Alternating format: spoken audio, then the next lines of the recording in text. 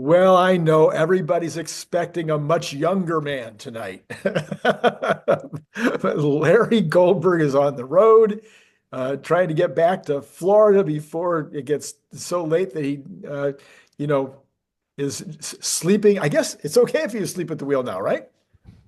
Almost. Almost. I'm not gonna say that. Yeah. Good Almost. luck trying. Yeah, right. Yes.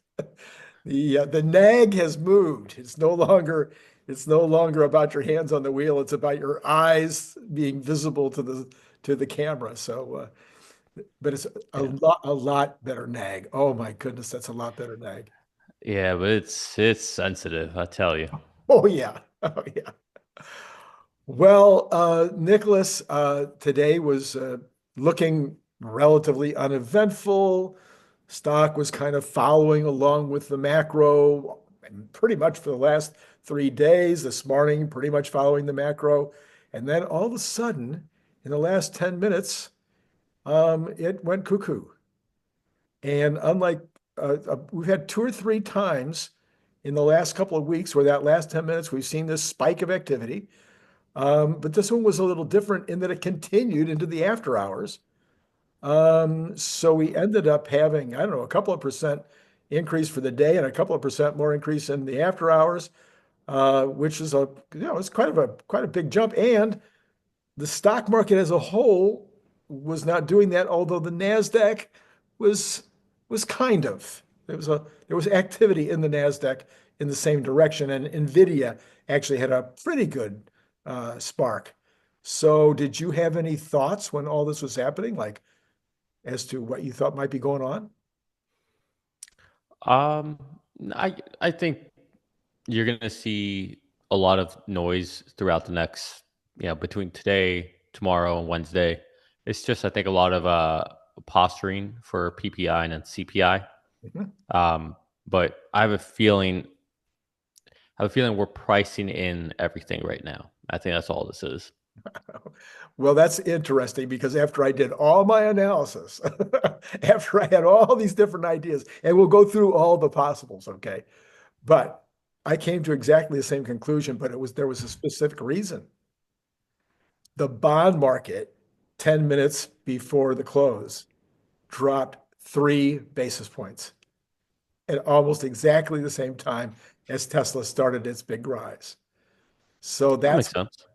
Yeah, so that's what kind of gave me like, okay, this is all posturing. People are getting ahead of what's going to happen tomorrow. Yeah, yeah. I think I don't know how much you're going to get into this, but I think you'll see a little bit cooler PPI tomorrow, a little bit hotter CPI, Mm. and I think that'll kind of come out into a wash where we'll probably be pretty flat to a little up, I would say, by the end of the week. Okay, all right. Because So, you got to remember, end of the week, you know, you market makers are also going to want to be marking down any options. So yes. because of it's a long weekend, so there'll be that going on as well. So that's kind of what I see happening. Oh, it's really a long weekend because it's not only a long weekend, but on the third day of the long weekend, the new POTUS is supposed to be Oh yeah, signing 100 different executive orders, executive actions, and or bills that are all lined up for him when he gets in on Monday. That alone you kind of have to pre-position yourself for, right? yeah. I mean, it's gonna take a while to like have all of that kind of work its way through. Although again, that might be what today was about as well. I mean, it's hard to know in a given day what's being priced in, but I would say in general, everything tends to get priced in before we know it has. So any news that comes out, like tomorrow, PPI, CPI, unless there's a huge shock of a number, Right, it's a nothing burger, is the way I right, see it. right, right. That's Nick's point of view, how Nick views the market. Well, it's certainly true. Now, last week I didn't think that the employment numbers were that shocking, but boy, they sure did impact the market in a pretty significant way. What did you think? Again, I think that's another nothing burger and I hate to keep using that same, That's cliche, but it's okay. the reason I say that is we don't know what the jobs number was. We won't know it until February or March. Right. So we have to wait for the revisions, and then we'll have a better idea. Yeah, and a lot of people pointed out, if you just take the job numbers from Friday, well, that was foolish because we had job numbers on Wednesday and Thursday also, and the job numbers on Wednesday and Thursday kind of went the other way. Yeah. So it wasn't 100%, the way that we saw things on Friday. Plus, there was numbers within the numbers, like full-time jobs falling, that would also offset, some of the thinking. Well, okay. I've been looking at Tesla all this week and last week and going, what the heck? Why is it just bouncing along with the market? It seems like every day just has more and more good news. Good news about FSD, good news about various analysts coming in and upping their PTs, and then that's what happened today. We started off the day with Morgan Stanley with a significant price target increase to 430, I believe. I didn't write it down, but I think it was 430 as their base case and 800 as their bull case, which puts them almost exactly in line with my, well, not my bull case, my base case is 700, but I don't know if you know, I have the 700 plus plus. So it's 700 Yeah. plus Robotaxi plus Optimus. So theirs doesn't include Optimus at all. So the 800 number could be actually kind of the 700 plus Robotaxi. Yeah, I didn't honestly I didn't I just saw the headlines, everybody talking about it. I didn't look too much into it. Um yeah, again, like I've said this at nauseum. I think all these analysts, all these people come out with their price predictions. They're just annoying. I think they're pointless jobs to have. I don't think analysts or any of these institutions make any recommendation. They don't do anything for me. They don't Right. sway my opinion of anything. I think they're useless and pointless, and they're there for the I don't know for the weekend warriors who try to invest or I don't know. Well, they're there It, mostly to help I, salesmen sell stock. That's their main job. yeah, but again, like I don't know. It all that to me is just noise, and Right. it's the I don't know. It's the fake news of the Right. investment world Right. is what it All is. right. It's like there's what's actually happening, how things actually work, and then you have the fake news, which is that. Okay. So what was real news over the last few days at least, and certainly continuing to be newsworthy, and you would think possibly at least somewhat of a stimulus to the stock was the Juniper reveal. You have here the best-selling car in the world, revealing what's really a significant upgrade, although most of it was understood because it was in Model 3 already. But the look of the car was what I think people were mostly wondering about. What did you think? How do you come out on the Juniper? Yeah. So I think that was very interesting to see the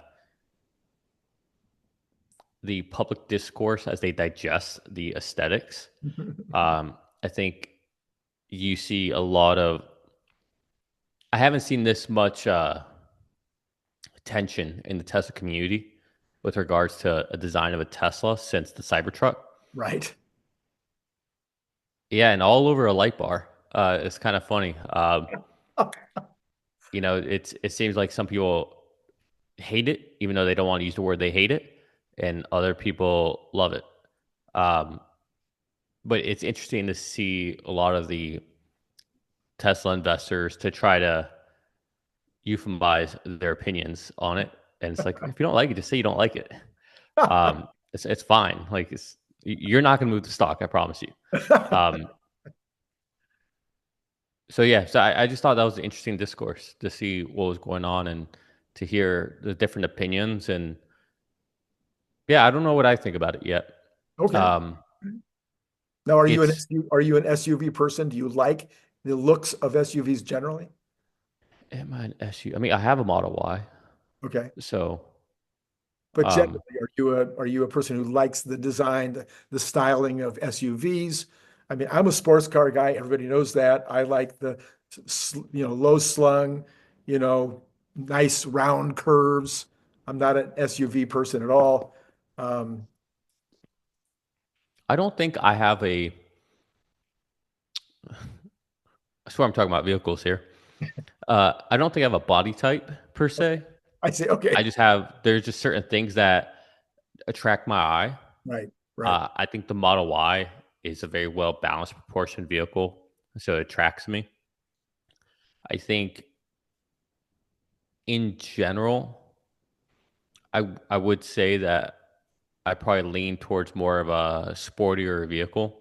Like I think the 911 is like one of the most iconic, sexiest designs. It's timeless. Um, I love the Corvette C7. I thought that was a beautiful, bringing back the Stingray. Like I thought they did a good job on that. They did justice to it. Um, so I do tend to like more, I guess, to your point, more of the sportier look. Uh, Austin Martins, right? Those are classic. Uh, but I I think the Model Y has kind of its own. I don't know. It's got its own balance of everything. I don't know. It's hard to say. I prefer the utility. I Mhm. I love things that have great design, but to me, great design is only great if it truly also encompasses efficiency and utilitarianism with it. And I think that's when you have something that's designed. It's easy to design something that's really good, whether it's anything, clothing, a house, a vehicle, anything, and it be uncomfortable or not very that usable. Yeah. It's hard to design something that's extremely beautiful and very efficient and very utilitarian and practical. So I think I tend to lean towards something that can establish all of that. Yeah, I always thought that my convertibles and my Jaguars and stuff were very utilitarian as chick magnets. Yeah, that was, Yeah. that was All right. New topic. Tell us more. so anyway, um, yeah, so for me, I was about to really take this off the rails here. trying to. So as I reviewed my thoughts more and more today about the Juniper and why I kind of liked it better than other SUVs, I think it was the fact that it is just a little sportier. I think it just I sometimes think of SUVs, as being kind of big truck-like devices as opposed to, like you said, a big utilitarian vehicle. And this one is definitely starting to have more of those softer lines that I like. So I think that's it. Yeah, I just pulled it up so I could look at it. I I can understand the people who say that they don't like the way the front looks with the light bar on some of the images I see. Mhm. But then you see other pictures and it looks really good. So I feel like I don't actually know what it looks like. Yeah, until Um, you can see it. Yeah, and my experience with the Cybertruck makes me not want to judge until I can see it in person. Right. Because the Cybertruck, at first I thought it was like not great, and then before I ever saw it in person, it slowly grew on me. Uh-huh. And then once I saw it in person, I was like, oh my god, what was I, an idiot? Um, but I have a theory that all these light bars and Teslas are all about robo taxis. Okay. I, I have a theory that there's something that they want to do. I don't know, like when someone's picking you up or when in a robo taxi mode or something. I feel. I mean, maybe it is they're just trying to have the same parts so they can kind of reuse them and have a consistency. Uh-huh. But I don't know. I kind of feel like there's something here that lends itself towards robo taxis. But I don't know. Well, when a new Apple iPhone comes out, everybody wonders how many they're going to sell the first day, how many they're going to sell the first week. Well, the only information we have, and it's kind of it's not exactly solid information, is that they might have sold 50,000 of these the first day. That might have, of course, been another impact on the stock today, but it certainly didn't happen at the beginning of the day. Are you expecting the Model Y Juniper to sell better than the Model Y? Um, mm, Not because it's refreshed. And maybe okay. So yes and no. So no, as of today, I would say, well, right now we'd be lucky to sell just as many Mhm. moving forward because nothing's changed. If anything, I would say things have gotten worse for car purchasing, car for buying new vehicles. Mhm. Mhm. Nothing's gotten more affordable. Rates haven't gone down. If anything, it's just quite the opposite. Um, it sounds like Canada lost some credits. China's, potentially in deflation or going through deflationary Right. um, issues. So I don't know. Like in the United States, we're seeing that what 8% interest rates on 30-year mortgages now. Like things, we got a new administration. The stock market's all time highs. Everyone's bullish on Tesla, but fundamentally, when it comes to sales and people being able to afford things haven't gotten more affordable, unless I'm missing something. Right. So, no, in the short term, I don't see any catalyst for that. In the long term, yeah, I think the Model Y now has a lot of the features and functionalities, just a little soft comfort things. Sounds like it's got new suspension. Sounds like it's got better seats with cooling. It probably has a display in the back, I imagine now, like the Model 3 does. Like all these like little tiny things has kind of moved it forward. So I think in the long run, it checks off a lot of those boxes of feeling like a newer vehicle. So in that case, long run, yes. But in the short term, I still think we have the same headwinds. If not, those headwinds are getting stronger. Mhm. Okay. All right. The other thing that came out today was that Tesla is now bigger than Audi. So with that kind of recognition of Tesla moving ahead of Audi, now it was, of course, it was because Audi's sales fell even more than Tesla's sales fell. But do you think that would impact the investors and say anything to them about Tesla's ranking in the world? Probably not. Okay. Probably not. I know. I get everyone wants it to be and all this, but it's not. Like the only thing that's going to make Tesla mean anything to anybody with its valuation and its spot in the world is going to be autonomy. Yeah. That's it. There's nothing else. So I'm at like as the years go by, the more and more Tesla, like the the percent of being really good at EVs and getting respect for that shifts from that being the story to becoming more and more. You better show us autonomy because we are kind of pricing a lot of this in now. And so I'm not saying everything's been priced in, but I mean you're bigger than all of the other auto companies in the world combined by market cap. Yeah, it. Don't tell me there's no autonomy and FSD built into that because there absolutely is. I don't care what anyone says. Absolutely. Yeah. So, speaking of autonomy, FSD is showing huge today again. As the day progressed, it got more and more interesting because we were seeing this big increase in the effectiveness with the community ranking thing that Reigns 1221 puts up. And there's been a lot of argument back and forth with that all week as to whether it's effective or whether it's not, I mean, whether it's useful, whether it is really, uh, you know, whether there's anything to see there, in other words. And then late in the morning, or maybe it was afternoon, early afternoon, Elon Musk said, "Yeah, that's what you're seeing now is exponential improvement." Because there was a massive improvement over, I guess, a day or two on the stats. Did you follow that whole thing? So, are you talking about the highway miles disengagement? Yes, right. Yeah. So, I wasn't really sure where this was from. Is this from the community tracker? Yes. Okay.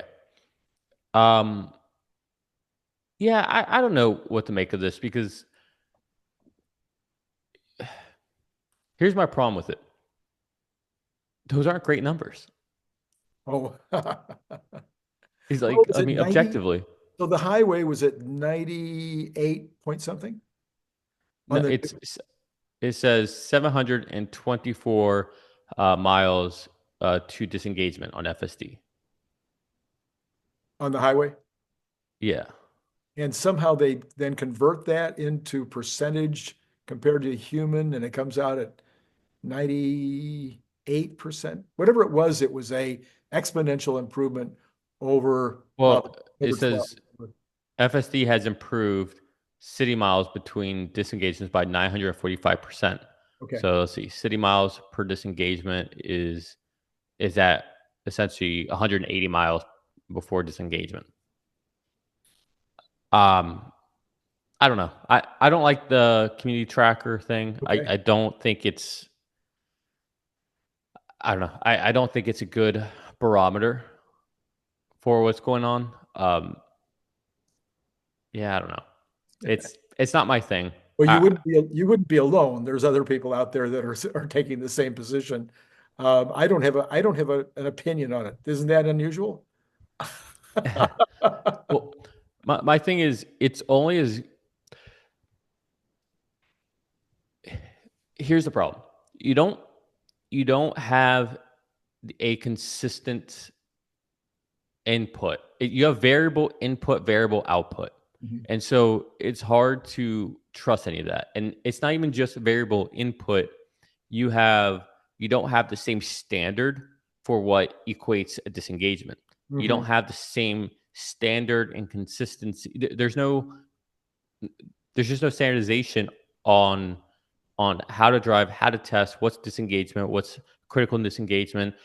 Do we count? If I take over because it's at a parking lot, do I not? Is that city street? Is that not? What if the car's just not moving over to the right and I want to move to the right? Like, I mean, it's all these little things. Like one person might call it a critical disengagement, one might not. Right. I don't know. So there's just no true. There's no ground truth, and that's the problem. With So the output, the results, you don't need a ground truth. What you feed it, you need to have ground truth, and you need to have essentially the same people consistently. It, it's just it's very very flawed. yeah, so I suppose the one opinion I do have about it is sometimes with something as flawed as that, you can still see trends.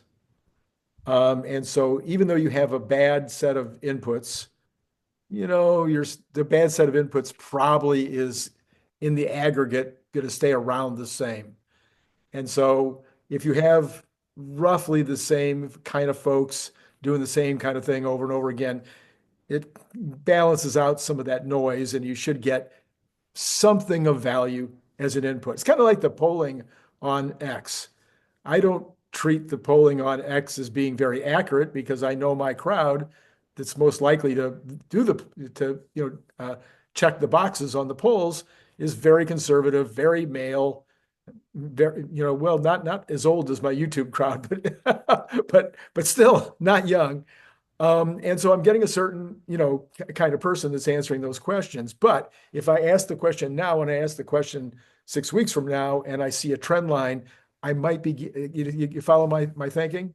So in this I, particular case, it's saying that it's getting better, and significantly better. And it would seem that we could take something away from that. yeah, okay. Again, maybe because here's the problem. One, this city miles to disengagement, it's 180 miles until disengagement, and the total miles used for this is 2,000. That's the 2,000. That's it. That's it. That's all the inputs. 2,000 miles. okay. All right. That's that's nothing. All right. And then even if you were to say like, okay, whatever, like say they're all 2,000 miles, whatever. Okay. Well, this is saying it's 180 miles before disengagement. Are we really excited about that? Like that's not great. That really isn't. That's not robotaxis better than human in 3 months. It is not. It objectively is not. Yeah, And I don't know. Like maybe these numbers are accurate, and if they are, I would say I wouldn't say it's concerning. I would say it just means that you better shift your timelines probably about 2 years. I see. Okay. Well, yeah, again, I think to your point, if you take the other side on that and say, well, to actually maybe take your side on this and say the disengagements are probably overstated, not understated, and then that we don't even have something else to compare it to because we don't know what it would be on a car with a very good driver, in the same circumstances, whether those disengagements would be higher or lower based on distraction, based on just error, based on sun in your eyes, etc. So we don't really have a Yeah. peg. Yeah. Well, let me ask you, Yeah. how many miles before disengagement, before a critical disengagement, would you think are acceptable to deploy a robotaxi? Just think city streets, not highway. Yeah, thousands and thousands and thousands. No, give me a solid number, a whole Oh, number. Is it 10,000? Is it 100,000? I Is it think a million? I think one disengagement in city streets, per every couple of months would probably be okay. So let's talk about 10,000. Probably is a good number. Okay, so then to get that, you still need 2 orders of magnitude Right, improvement. right. And 2 orders of magnitude is kind of what Elon's talking about that could take 6 months. Well, it took us a year to essentially do 1 order of magnitude. So there's your 2 years. Yeah, okay, that's where you're getting your 2 years. Yeah, okay. I mean, I'm not getting it. I Yeah, just yeah, happened to yeah. back into I those know numbers. you're just doing the math. Yeah. Yeah, it just happens to back into 2 years. I did not think about this ahead. I literally just did the math right here, right in front of me. So that's what I'm saying. It's like, I don't know. And this is where it's fuzzy is the best way. I know who plays with numerics and AI. You know what I mean by fuzzy. But it's not clear because this 180 could really be a 1,000, but Mhm. it's like the disengagements that led into it, like, yeah, okay, they're legit, but it's like, okay, we've intentionally left this part out because we're still working on this and we haven't put that in yet. So it's like, okay, we get it. Yeah, but like it, I don't know. It's like we're getting to that. But so you have what's out there right now, but yeah, I don't know. Like there's just a lot to it. I think there's a lot of nuance to it that we're missing.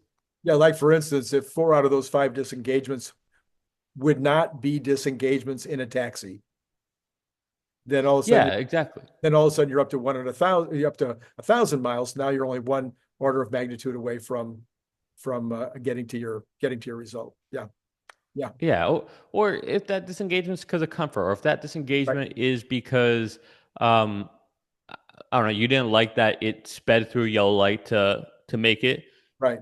and not get caught. Maybe you thought it would be. This is the biggest thing I think is sometimes people think, oh no, I listen to Dirty Test all the time, Uh-huh. and for me, the way he drives, I was like, I would make fun of you. I would literally ask you if you need some testosterone, the way you drive, the way you critique it. Because to me, some of the stuff it does, I'm like, good, that is what you should do. But he'd be like, no, technically that's not right. And I would be like, technicalities are there for the humans, not for the robots. Yeah, yeah, Right. Because the robots and the AI can understand and be safer in doing those things. right. So those technicalities are for us. It's like a rolling stop.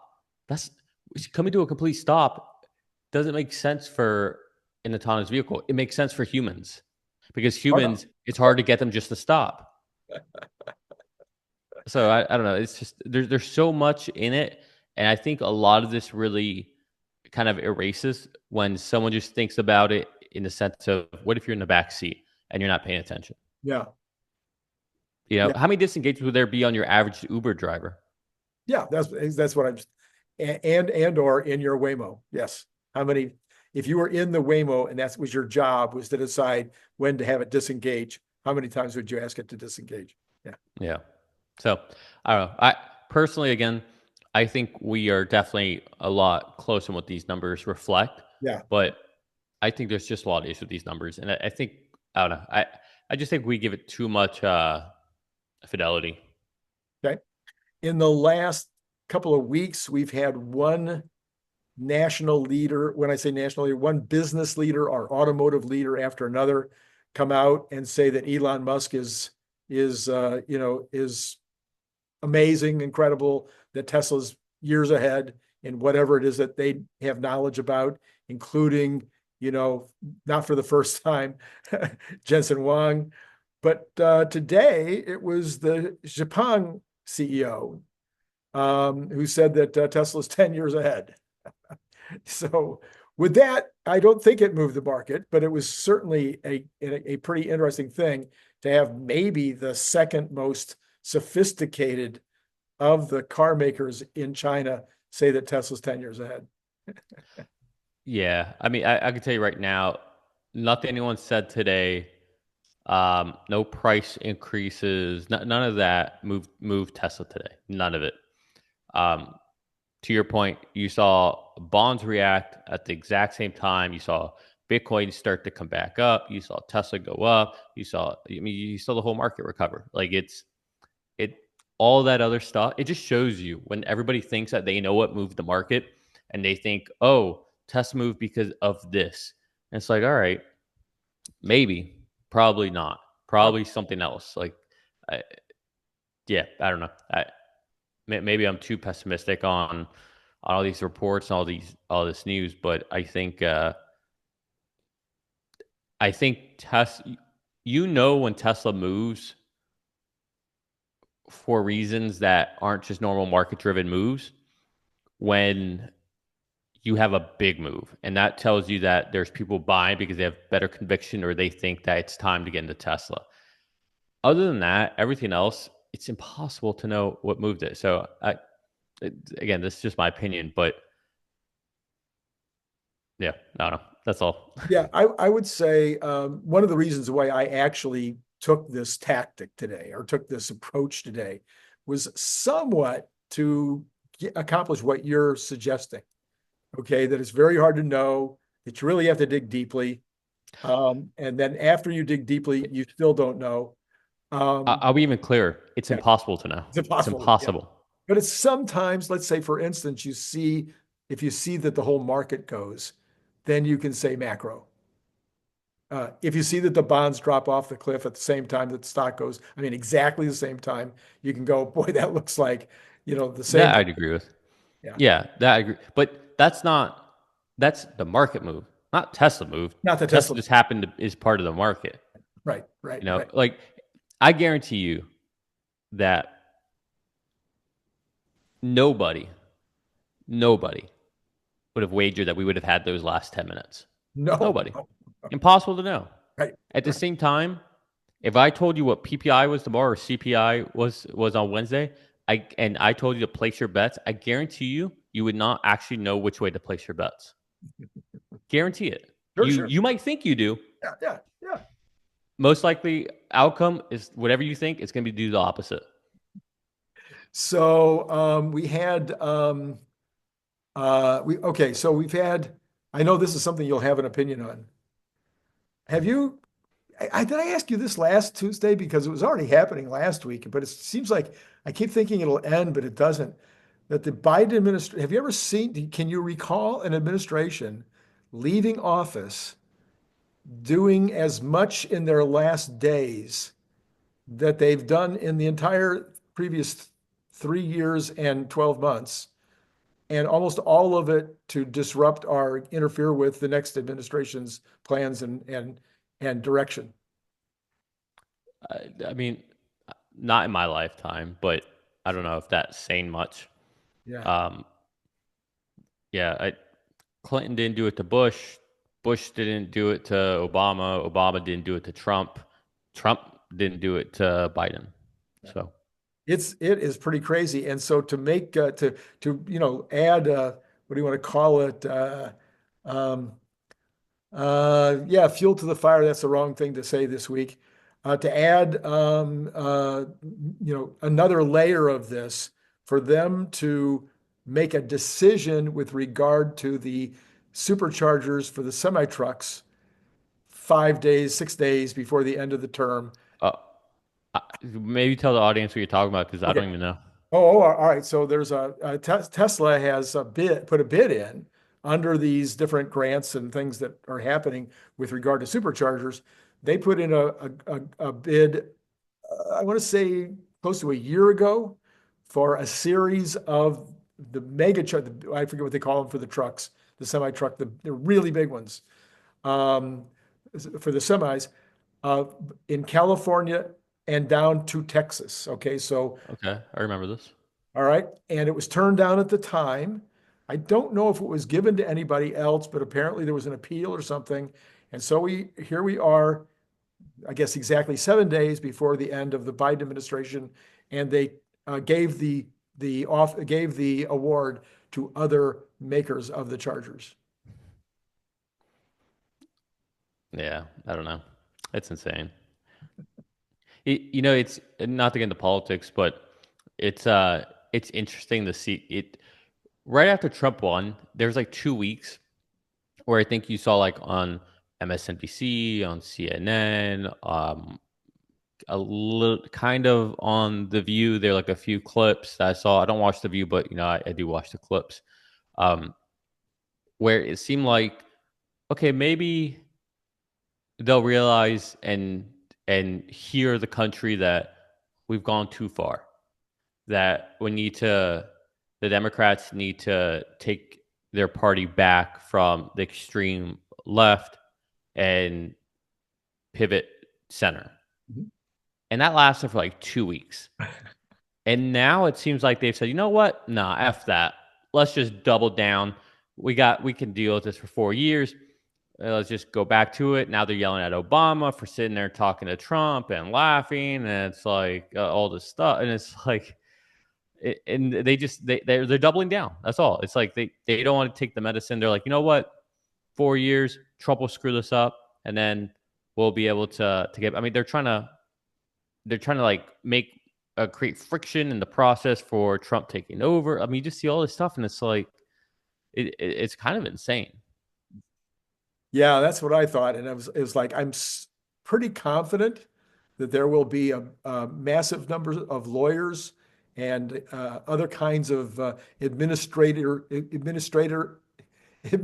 type people that know how to undo a lot of the stuff that Biden has done during these last few weeks. But it's really just mind-numbing to see the kind of stuff that he's been doing. Okay, I think I've gone through all of the things that were on my list today, unless you're thinking of other things. Is there other things that you're thinking about right now? Well, I mean, always, right? Always, So yes. maybe I'll just put something out there. I'll just start speaking and let's see if a question formulates for you, Randy. Okay. So we're in an interesting period right now where, like I said at the beginning of this conversation, that I think we're going to have kind of a rocky, bumpy Monday, Tuesday, Wednesday with a potential easing up on Thursday, Friday.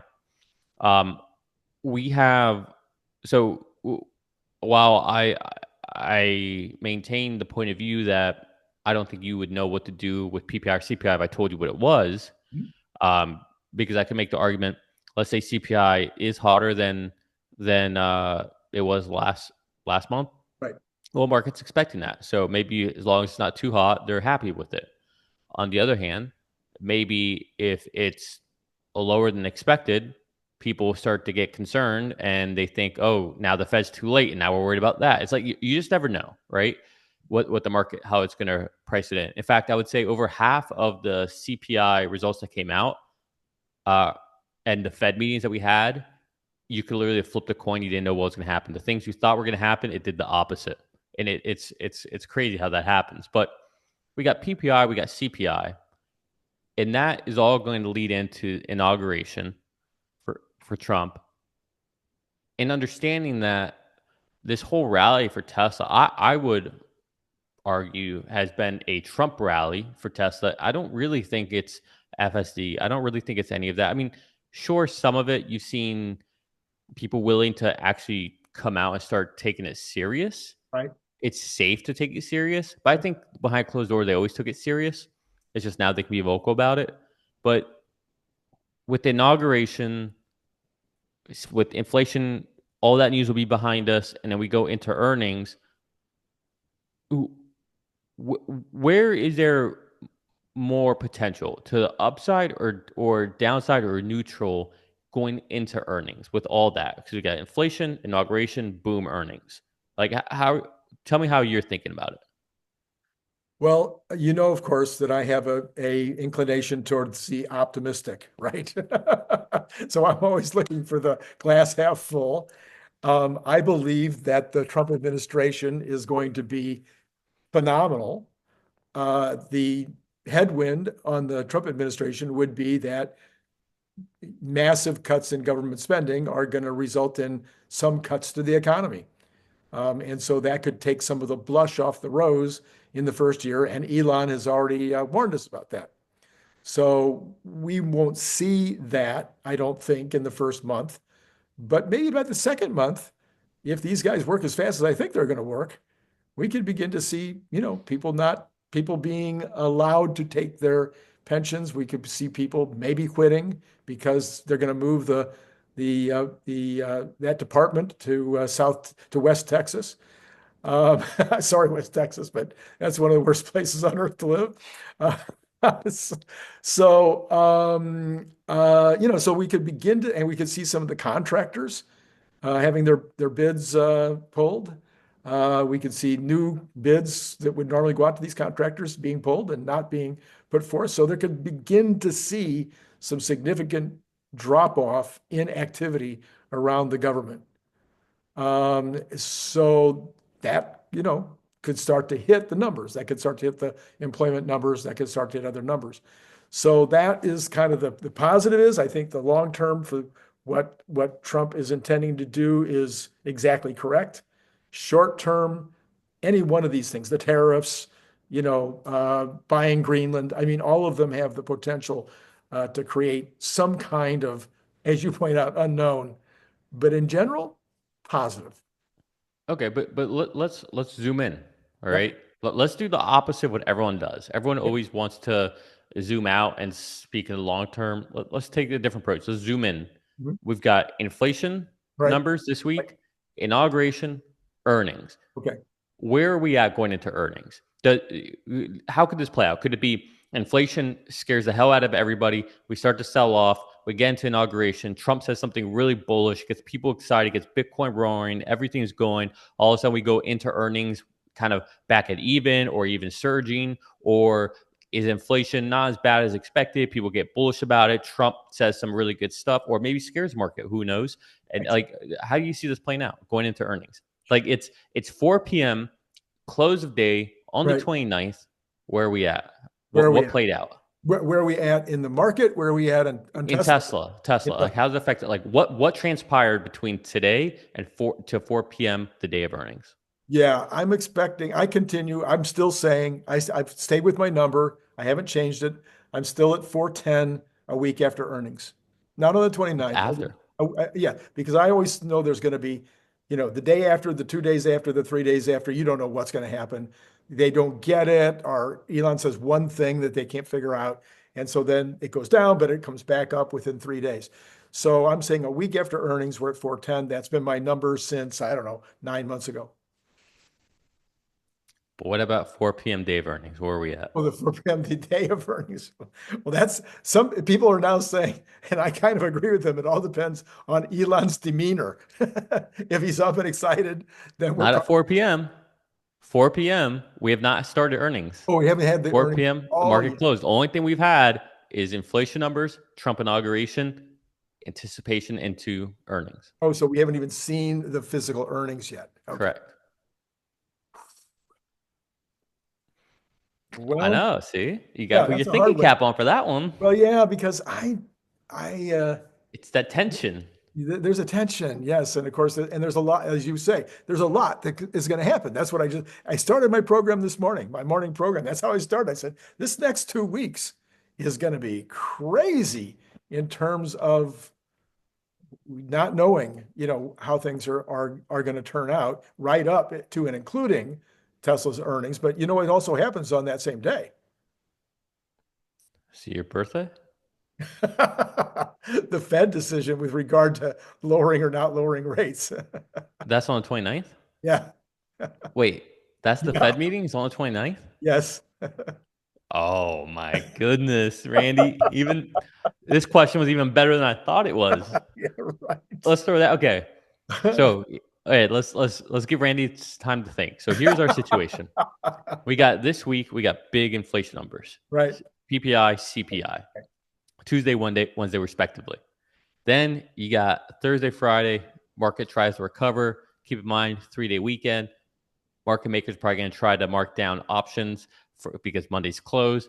Monday, we have inauguration. Trump's going to say what Trump says. Yes. There could be an event. There could be protesters. Right. There could be an assassination attempt. Who knows? Right. We don't know what's going to happen. Trump Yeah. could say something extremely bullish. He could scare people. We don't know what's going to happen. Anything's on the table. Then, after that, we essentially have about a week and a half. And no, it's not straight into Tesla earnings. It's into the Fed decision at 2 p.m., Right. which we all anticipated being no rate hike. Right. Then it comes to 3 p.m., 3:30 p.m., one of those, 3 p.m. Yeah. JP gets up there, and of course, he's going to start speaking his speak. Yeah. And the question is, will he be asked questions about, hey, Trump said this during inauguration about rate cuts?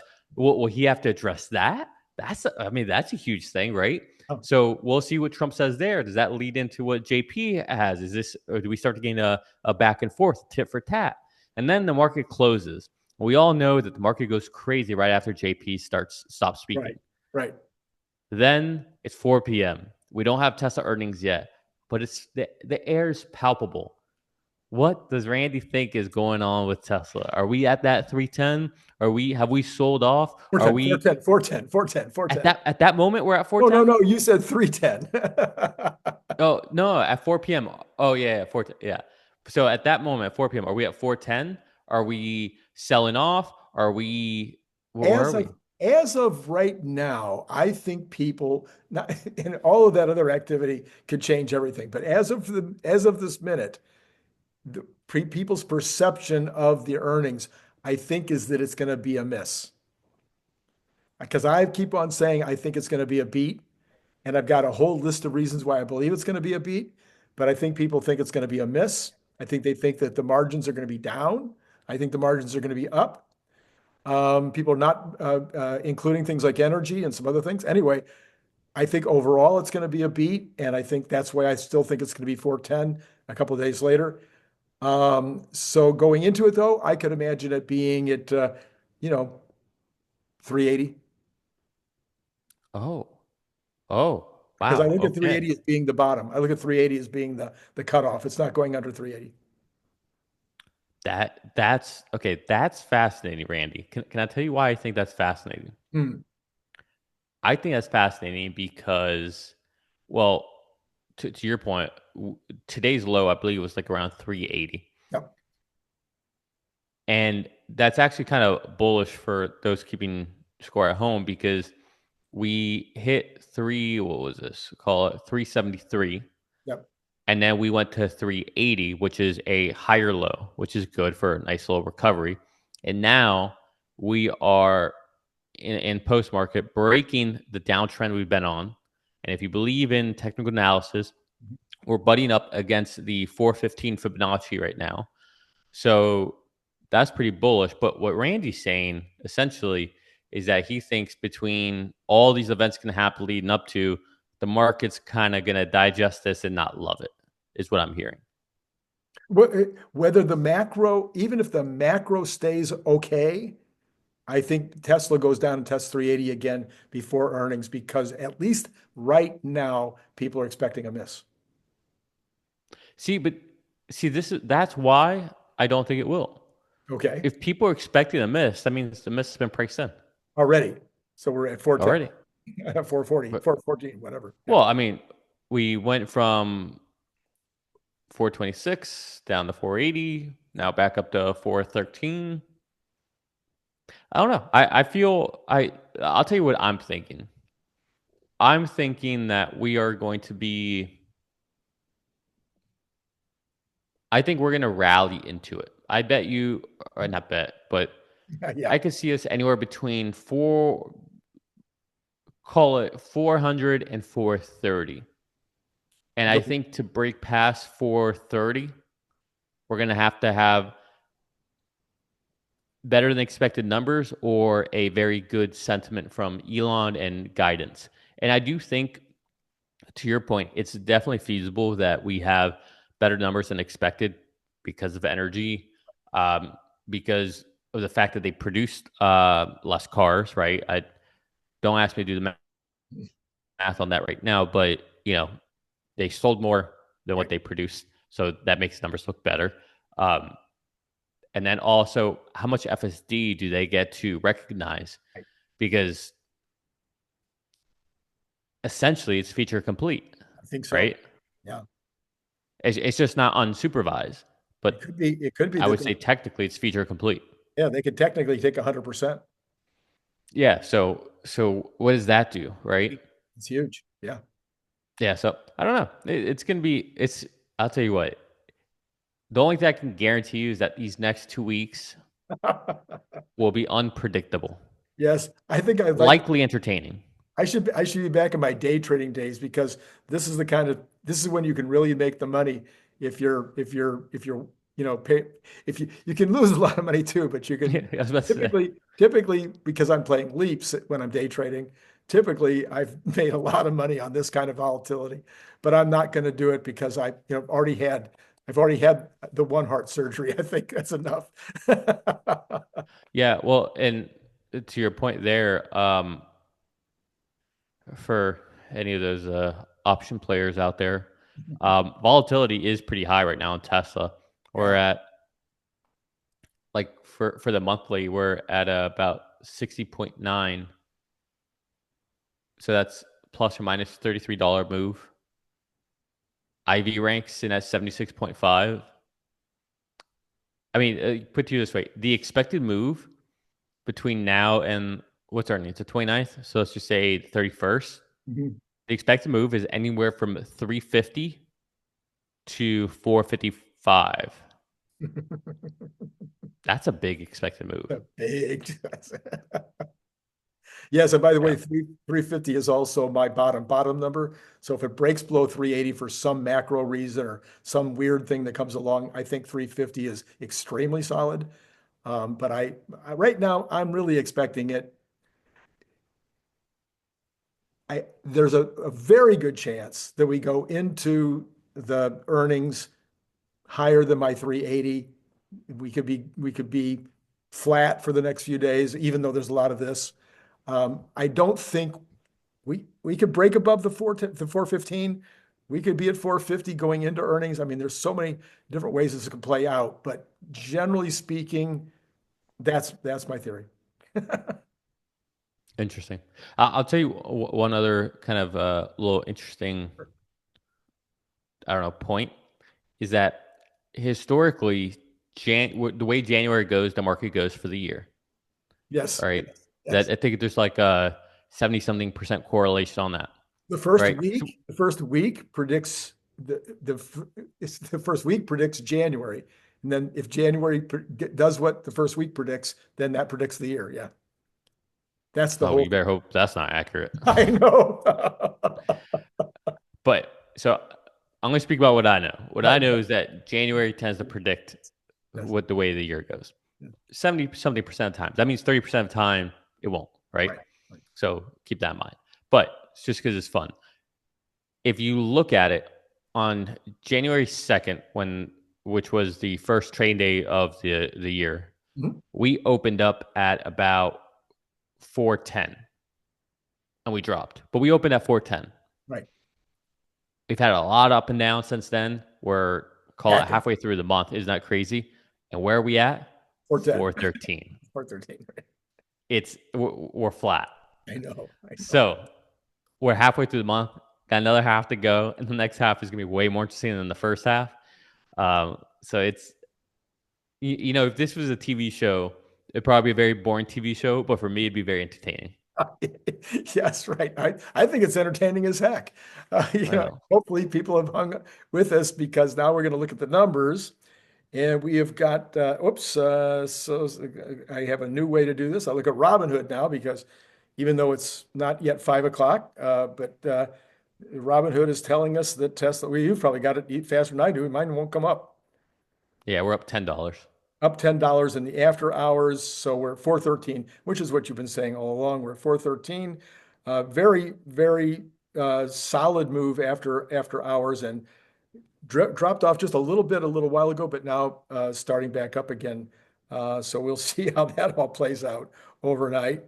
All right. Well, we've talked that to death. Let's go ahead and look at those bonds because you know how much I love the bonds. And we saw what they did earlier today. What are they doing in the after hours?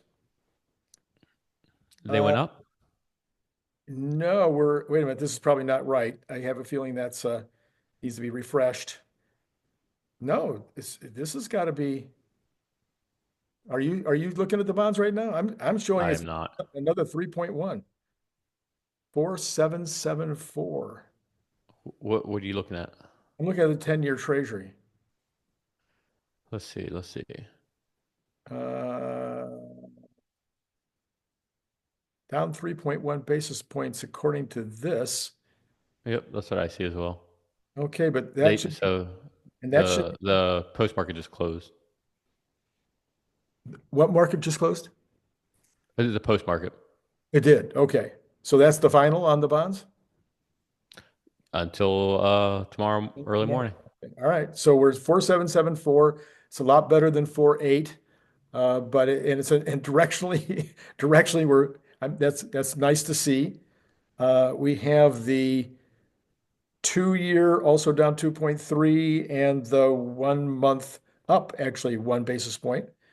But yeah, okay. So that's that drop that we saw. It held, I guess, is what happened, I guess.